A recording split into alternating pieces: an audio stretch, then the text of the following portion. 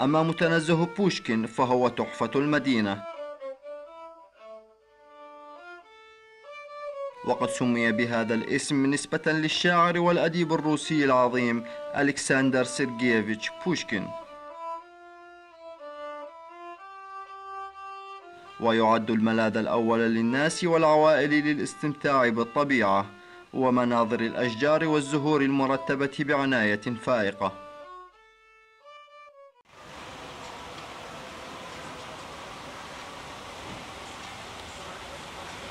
كما يعد مع ساحة لينين أحد تقاليد الزواج لسكان المدينة،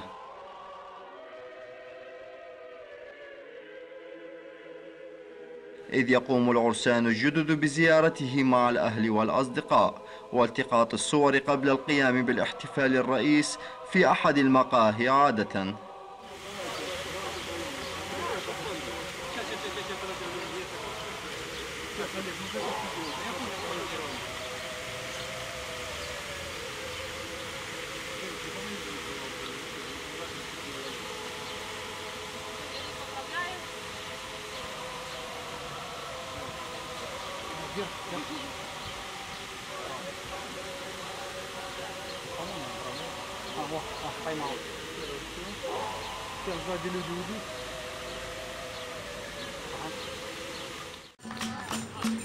كما تقصده الفرق الفنية لتقديم عروضها، مثل فرقة السامبا تيلك التي تمتع الحاضرين بعرضها المثير للاهتمام.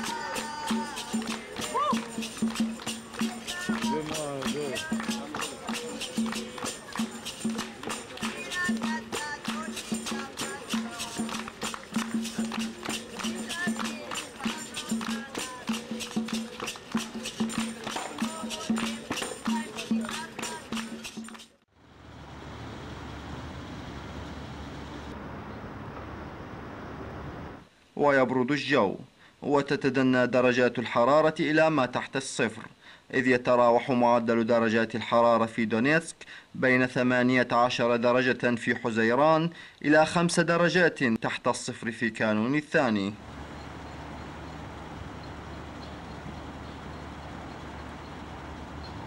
وتهبط النشاطات العامة للناس إلى أدنى مستوياتها.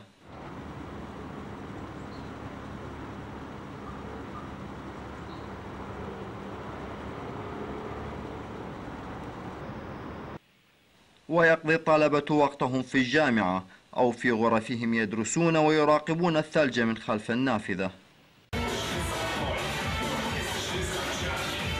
أو يتوجهون في عطل نهاية الأسبوع إلى الملاهي الليلية.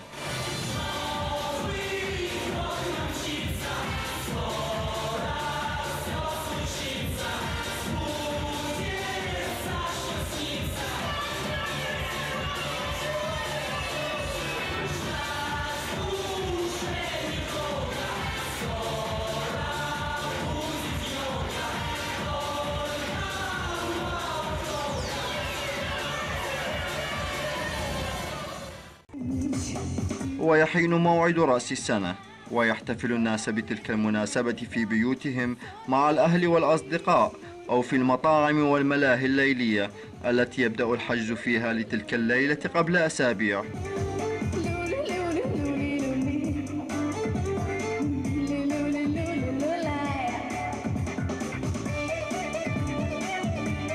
لكن الاحتفال له طعم آخر في ميدان لينين.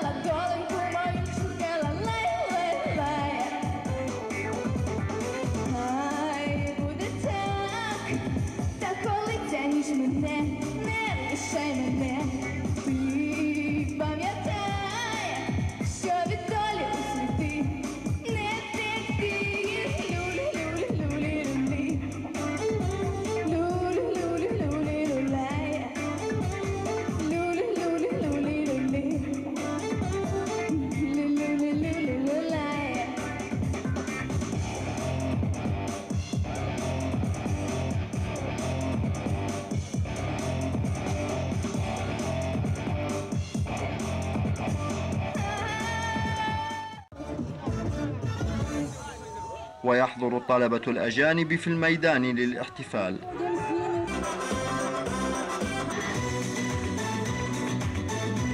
ومن ضمنهم الطلبة العرب.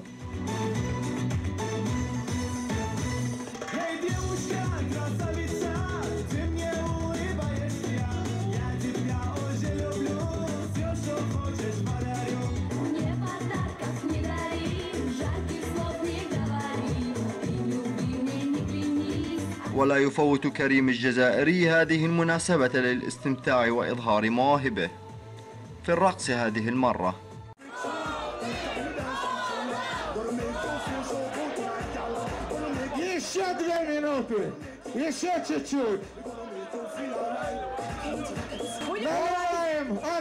وتقترب الساعة من منتصف الليل.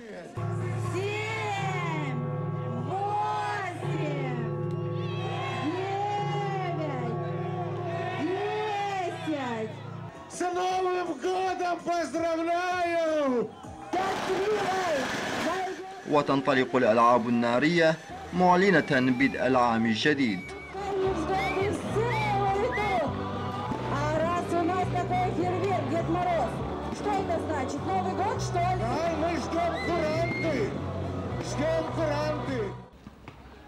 إن قضاء الطلبة أوقاتا طيبة في المدينة لا ينسيهم مشاكلهم الأخرى المختلفة، مثل مشكلة ارتفاع الأسعار. أكيد هاي تغيرت تقريبا. الأسعار دبلين ارتفعت، الأسعار دبلين. يعني علبة الزيت الدهن كنا ناخذه تقريبا بأربعة ونص 5، هساتين 12 و13 قريبا.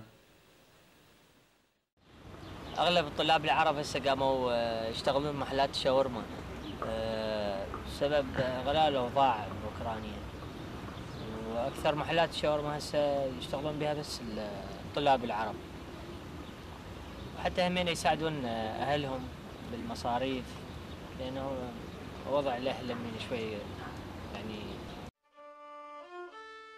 لكن أهم مشكلة قد تواجه الطلبة العرب هنا هي حياتهم في السكن الداخلي. احنا عايشين بالسكن هذا، السكن هذا يتألف من هالغرفة هاي. الغرفة هاي يوجد فيها 3 أسرة، لكن أنا وصديقي نعيش في هذه الغرفة لوحدنا شخصان. في يوجد براد، طبعا مو كل الغرف فيها برادات، ويوجد أيضا مكتبة صغيرة للدراسة. يوجد أيضا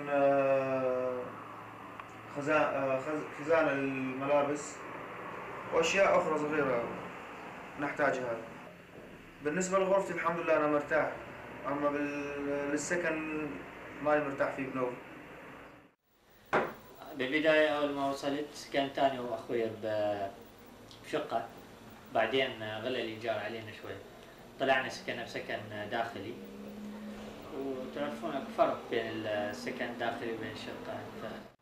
بالنسبة للقسم الداخلي اللي احنا عايشين به، يعتبر الاوبشن اللي احنا ساكن به هو من احسن الاوبشنات الموجودة بجامعة ناتسيونال.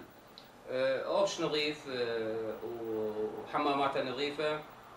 اول ما جيت انا وسكنت بالاوبش لقيت صعوبة شلون اذهب للحمام، شلون يعني الحمام مشترك بين الطلاب. انا ما كنت متعود بالعراق يعني حمامات مشتركة او هاي من هالسوالف. بالنسبة للمطبخ، المطبخ ما اعرف شلون اكل، شلون اسوي هاي. تعلمت من الطلاب، من اكو طلاب قدماء، تعلمت شلون اطبخ، تعلمت شلون، وهسه حاليا يعني اطبخ بصورة اعتيادية وتكيفت للحياة بالاوبش. طلاب عرب، طلاب اجانب. اكو تقاليد احنا العراقيين تختلف عن تقاليد بعض العرب وتختلف عن تقاليد الروس، لكن بمرور الوقت قدرنا ان نتعايش. صارت اللغة الروسية بعد مرور 3 أشهر هي اللغة الدارجة بين الطلاب. قدرنا ان نتفاهم ويا الطلاب الاجانب، قدرنا نتوصل، قمنا نقدر نطلع للشارع، عشنا حياتهم، قدرنا ان يعني شلون نمارس حياتنا وياهم، ولكن تبقى فارق التقاليد بيننا وبين. والله انا عشت بالاوبش تقريبا شهرين عشت، بس العيشه بالاوبش يعني سيء، يعني هو يعني بالروسي معنات كلمه اوبش عام، يعني كل شيء عام، عندك المطبخ عام، التواليت عام، وهاي طبعا هي لا هي نظافه اول شغله، وترجع يعني شغلات كثيره ما هي مريحه مثل الضوضاء، يعني هاي من الطلاب، يعني لا دراسه ولا صوت مسجل، طبعا هاي لابد منه، يعني صار من آداب الأوبش هو صوت المسجلة بالأحرى. وتعرف أنت يعني النظافة هي أهم شيء تقريبا. تقريبا سكنت بشقة، والشقة هنا يعني الحمد لله صارت توب، يعني كله غالي. يعني الشقة اللي هي بيها غرفتين $500 يعني مو أقل. وهذا هو كله يعني.